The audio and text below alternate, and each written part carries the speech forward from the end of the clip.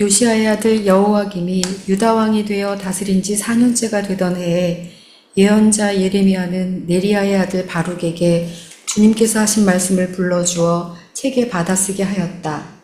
그때 예언자 예레미야가 바룩에게 말하였다. 주 이스라엘의 하나님께서 그대 바룩에게 전하라고 하시면서 나에게 이런 말씀을 하셨소. 주님께서는 그대가 언젠가 주님께서 나의 고통에 슬픔을 더하셨으니 나는 이제 꼼짝없이 죽게 되었구나. 나는 탄식으로 기진하였고 마음 평안할 일이 없다라고 말한 것을 기억하고 계시오. 주님께서는 나더러 그대 바룩에게 전하라고 하시면서 이렇게 말씀하셨소.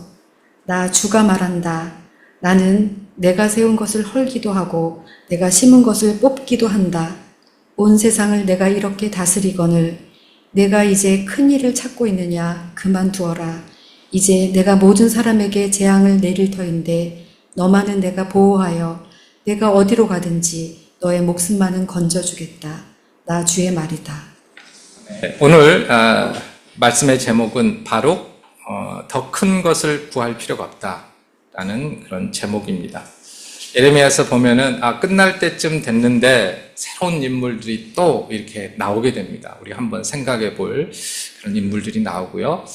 이제 바룩하면 더 나올 사람이 없을 것 같은데 다음 주에는 마지막으로 인물은 아니지만 바벨론에 대한 설교를 하려고 합니다.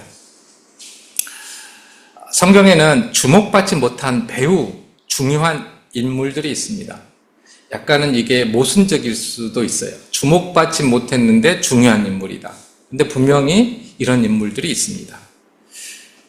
이들은 하나님의 뜻을 이루는 어떤 토대나 환경을 조성하거나 또 한 사람의 인생을 완전히 바꾸는 데 있어서 결정적인 역할을 하는 그러한 사람들입니다. 그런데 짧게 언급되거나 보통 이렇게 성경을 빠르게 읽다 보면 잘 기억하지 못하는 그런 인물들이죠. 예를 들어서 모세의 어머니 요게벳이 있습니다. 그녀는 유대인 신생아 중에 남자아이를 모두 죽이라고 하는 이집트 파라오의 명령을 어기고 이스라엘에서 가장 위대한 지도자 모세의 생명을 지켰습니다. 문둥병 걸린 나만 장군에게 엘리사를 소개한 이스라엘 출신 노예 소녀도 여기에 속합니다. 요한나라는 여인도 성경에 나오는데요. 그녀는 헤롯 안디바의 청지기인 구사의 아내로서 예수님이 사역하시는 동안 재정적으로 참 많은 기여를 했고요. 나중에 예수님의 부활을 목격했습니다. 아나니아라는 인물도 있는데요. 그는 그리스도인을 핍박하기 위해서 다메섹으로 가는 길에 부활하신 예수님을 만나서 눈이 멀게 된 사울, 당시의 이름은 사울이고요. 나중에 바울이 된 그를 그의 시력을 회복시켜주고 바울에게 세례를 베풀었던 그런 인물입니다. 이런 일련의 인물들 가운데는 우리가 오늘 본문에서 읽게 된 바룩이 있습니다. 바룩은 성경에서 에레미야 말을 기록하는 서기관이자 또 일상적인 일을 돕는 에레미야의 비서로서 소개되고 있습니다. 그가 언제 어떻게 에레미야의 비서가 되었는지는 정확하게 알 수는 없지만 적어도 기원전 605년부터 예루살렘이 함락한 이후까지 에레미야를 옆에서 보좌하면서 함께 일했던 것 같습니다. 늘 함께했던 그는 마지막에도 결국 에레미야와 함께 이집트로 끌려가서 그곳에서 생을 마감하게 됩니다. 그는 하나님께서 에레미야 입을 통해서 하시는 말씀을 받아 적었고 또 그것을 예루살렘 성전 내에서 그리고 유다 왕실 관리들 앞에서 큰 소리로 낭독했습니다. 선포하는 일도 했습니다. 그리고 에레미야가 아나돗의 밭을 샀을 때 매매 증서를 보관하는 그런 보증인의 역할도 했습니다. 그는 여호야김 왕 때 에레미야의 메시지를 전했다는 이유로 예레미야와 함께 도망가서 숨어 지내야 했으며 요하난과 그의 추종자들은 그가 에레미야를 선동해서 이집트로 가지 말라는 애언을 했다고 고발을 했습니다. 그는 늘 에레미야서를 보면 에레미야의 명성에 가려져 있습니다. 늘 2인자처럼 이렇게 우리가 느껴집니다. 그러나 그는 아주 영향력 있는 집안 출신입니다. 에레미야보다도 가문적으로 보면은 더 낫다라고 말할 수 있습니다. 그는 고위 성직자와 왕실 관리들을 자유롭게 만났을 정도로 명망이 있었으며 큰 존경과 인기를 누렸을 것으로 여겨집니다. 유대 역사가 요세푸스는 그를 매우 저명한 가문 출신으로 모국어 교육을 철저히 받았다라고 주장합니다. 그러니까 히브리어에 능통했고 그러니까 율법에 아주 능통했다라고 볼 수 있죠. 많이 배운 사람입니다. 특별히 에루살렘 그 왕실 그 근처에서 활동을 하면서 많이 배웠고 영향력 있는 그러한 일을 했다라고 우리가 생각해 볼 수 있습니다. 그의 동생에 대한 기록이 있는데요. 그의 동생에 대한 기록을 통해서도 그가 사회적으로 어떤 위치였는지 간접적으로 알 수 있습니다.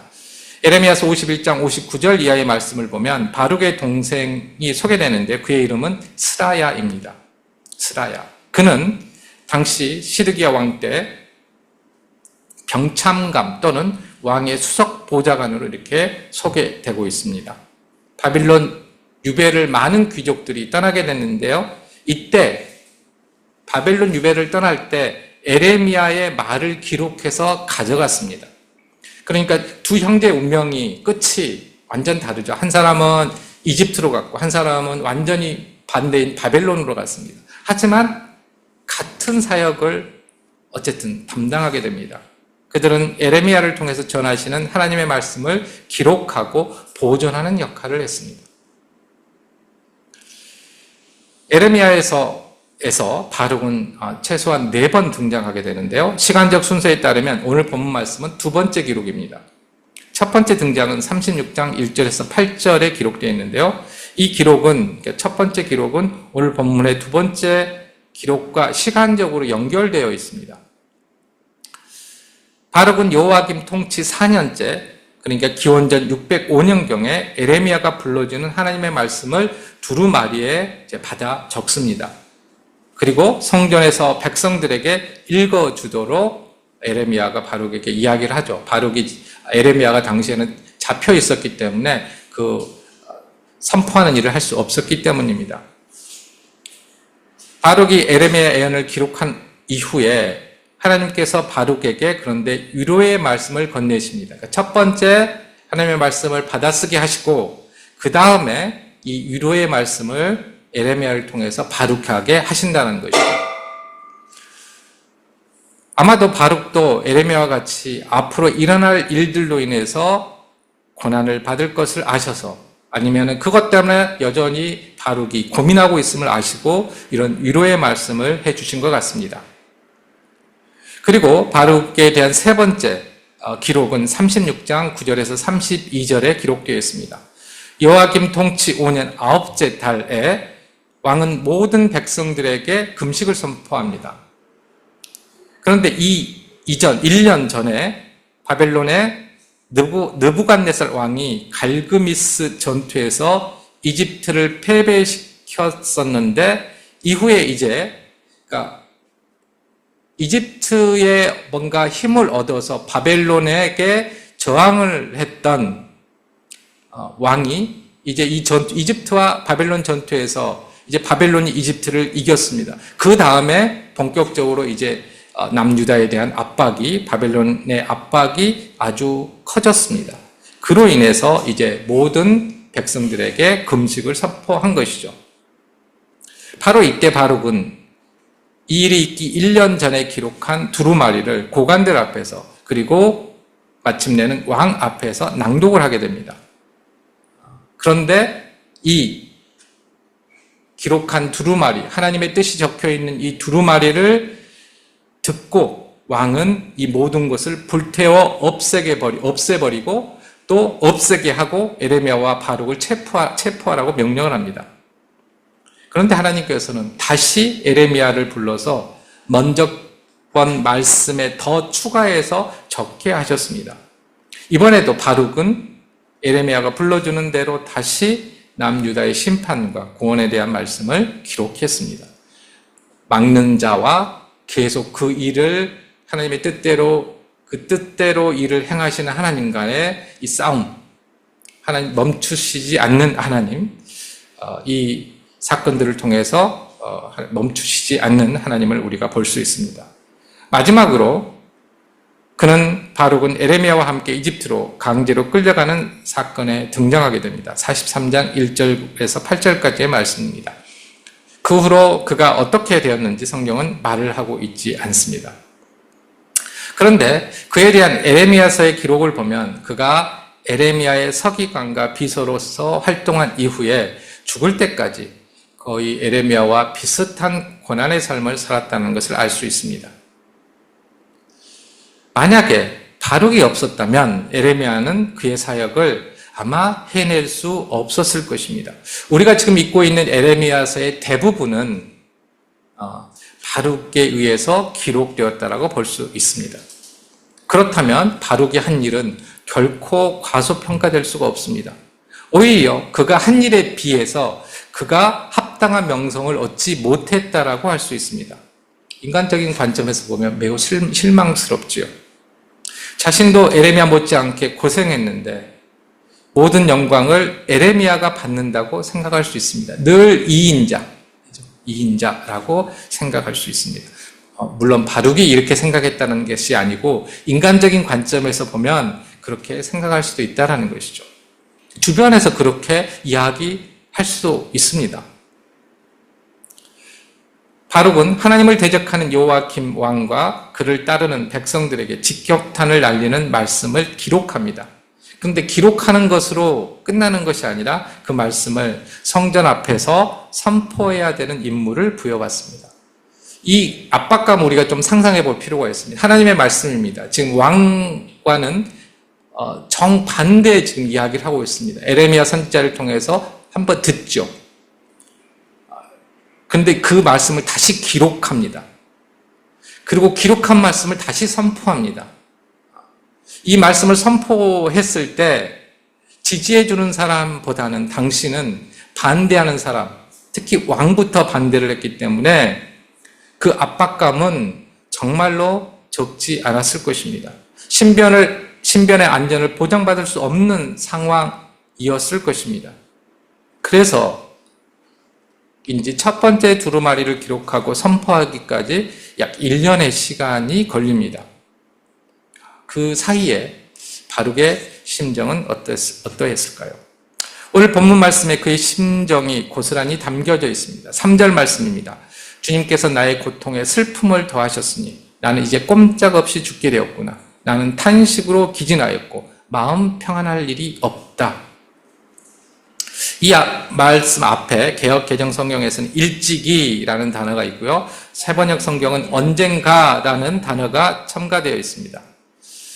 그래서 문맥상 오래전에, 그러니까 두루마리를 기록하기 전에 이런 호소를 한 것처럼 느껴집니다. 그러나 히브리어 본문을 보면 이에 해당되는 직접적인 단어가 없습니다. 일찍이 언젠가라는 단어가 없다라는 것이죠. 그래서 문맥상 두루마리를 쓰기 전이 아니라 두루마리를 쓴 후에 느꼈던 감정으로 오늘 본문 말씀을 우리가 생각해 볼 수 있다는 것입니다. 그는 에레미야 선지자가 불러준 애언을 기록하면서 좌절과 불안감 혹은 절망감을 느꼈을 것입니다. 오늘날에도 어떤 중요한 말을 들을 때와 또 쓸 때는 그 다가오는 무게감이 다릅니다. 또 그것을 다시 말해야 될 때, 선포해야 될 때 한번 훨씬 더 아마 힘들 것입니다. 상대방을 도발할 수 있고 그로 인해서 자신의 생명이 위협당할 수 있는 엄중한 심판에 대한 말씀을 직접 쓰게 된다면 오늘날에도 그 압박감은 이루 말할 수 없을 것입니다. 히브리어 성경을 그리스어로 가장 먼저 번역했던 70인경은 이 3절 말씀을 이렇게 번역합니다. 이는 주님께서 나의 고통 위에 수고를 더하셨다. 나는 탄식 가운데 잠들었으나 안식을 찾지 못하였다. 이 라는 이 탄식을 2번 반복합니다. 그 압박감을 바룩이 받았을 압박감을 더욱 강조하고 있는 것이죠. 바룩은 이 두루마리를 쓰면서 임박한 심판을 아마 먼저 느꼈을 것입니다. 그런데 이어지는 4절 말씀을 보면은 갑자기 바룩과 전혀 상관없는 말씀이 기록되어 있습니다. 히브리 성경을 보면요. 보라, 내가 지은 것을 내가 헐며 내가 심은 것을 내가 뽑아내리니 곧 온 땅을.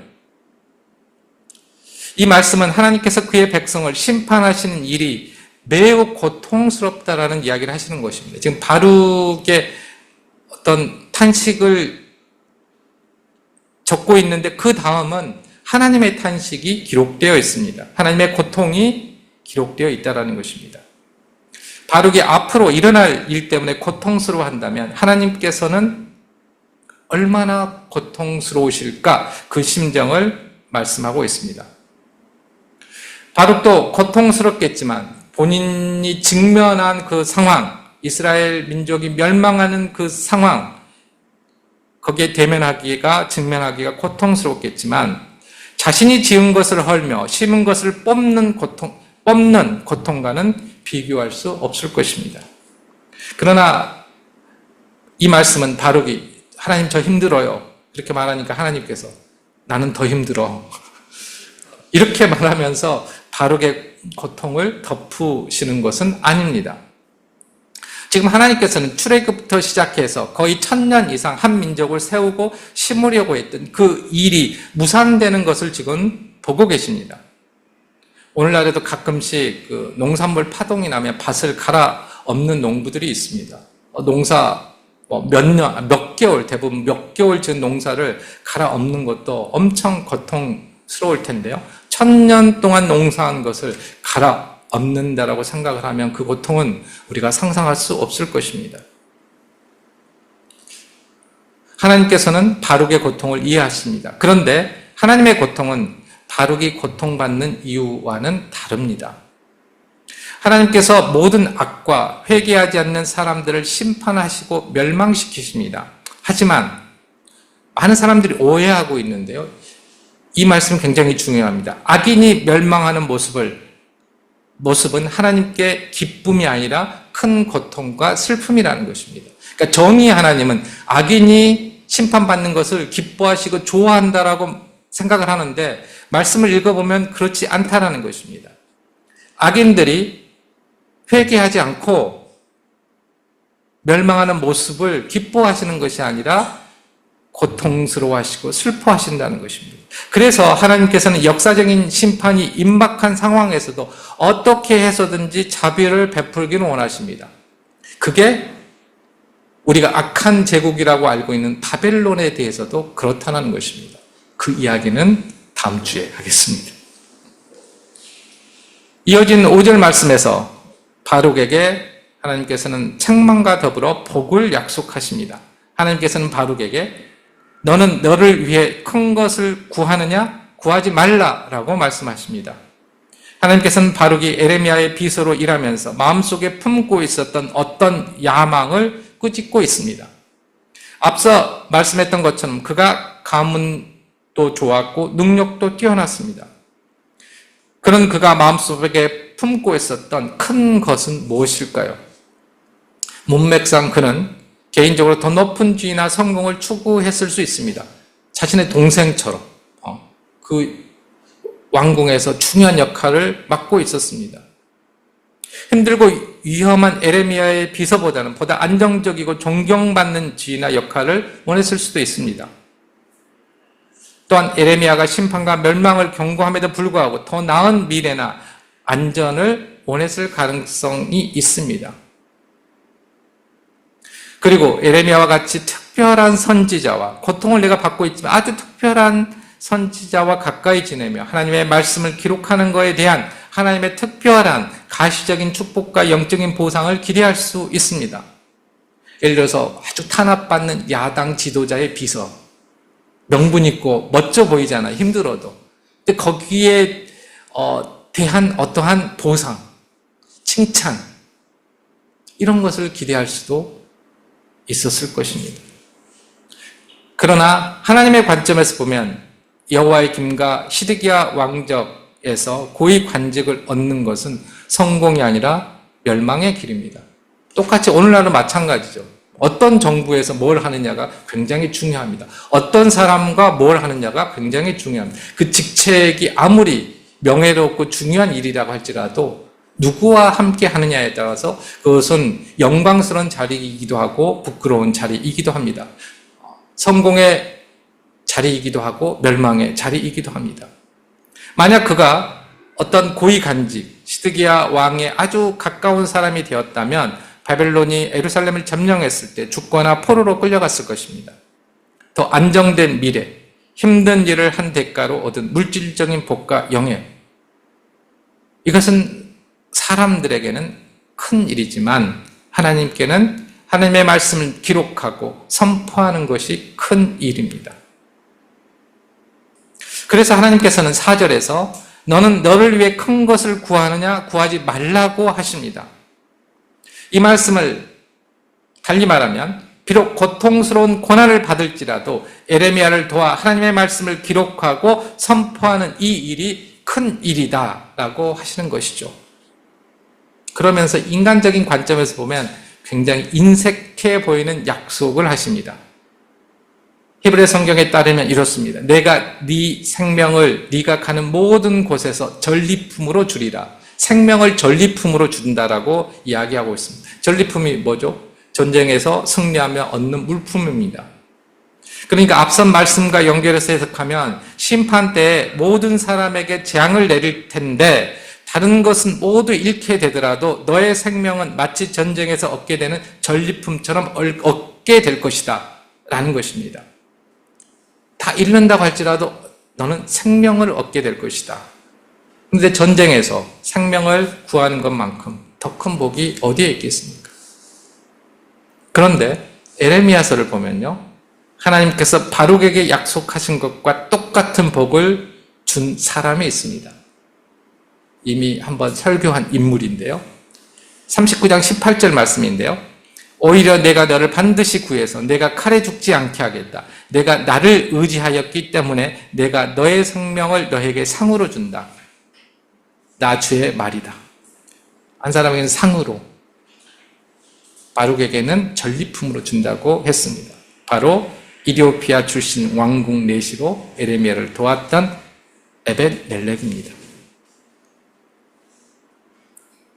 끔찍한 파멸 한가운데서 보잘것없이 작고 미미한 두 사람은 생명을 약속받습니다. 이들의 이야기는 하나님께서는 핵심적인 사람이나 주변 부에 있는 사람이나 동일한 은혜를 베푸신다는 사실을 말해주고 있습니다. 너무 나는 뭐 하는 게 없어서 하나님 나 정도는 보지 못하시겠지라고 그러니까 우리들의 생각으로는 생각할지 모르겠지만 그렇지 않다라는 것이죠. 하나님께서는 이 약속의 말씀으로 바룩에게 그의 근심을 하나님의 무한한 고통 속에 놓아두고 그의 야망을 하나님의 임박한 심판 안에 놓아두라고 요구하시는 것입니다. 그렇게 한 후에 고통을 참고 자신의 큰 일이 아니라 하나님의 큰 일을 잘 감당하라고 요구하십니다. 이 말씀을 듣고 바룩은 그렇게 했습니다.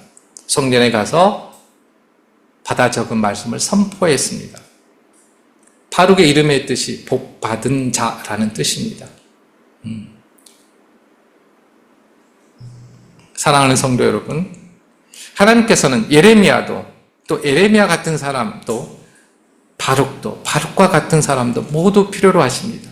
사람들이 보기에 에레미야는 큰 일을 하는 것 같고 바룩은 작은 일을 하는 것 같지만 하나님께서 말씀하셨습니다. 바룩도 큰 일을 했다. 누구의 말을 믿어야 할까요? 자꾸 우리가 성경을 보는 이유는 내가 경험과 지식으로 배웠던 관점을 바꾸기 위해서 우리가 성경을 읽는 것입니다.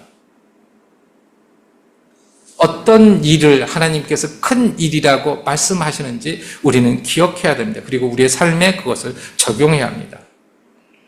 더 이상 큰 일을 구할 필요가 없을 정도의 큰 일을 했다. 하나님께서는 분명하게 바룩에게 말씀하십니다.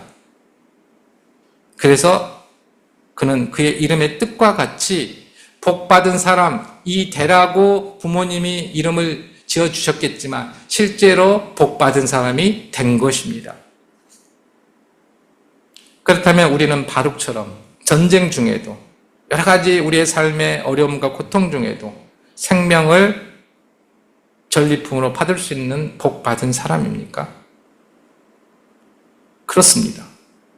하나님의 말씀을 묵상하며 그 뜻을 깨닫고 그 뜻대로 살려고 애쓰고 있기 때문입니다. 우리는 하나님과 하나님의 뜻을 거부하는 세상 속에서 하나님에 대한 신앙을 지키며 전하고 있습니다. 그렇다면 우리가 유명인이든 무명인이든 경제적으로 여유가 있든 없든 건강이 좋든 좋지 않든 바룩처럼 복받은 사람입니다. 바로 우리가 바룩입니다. 더 큰 것을 구할 필요가 없습니다. 아멘.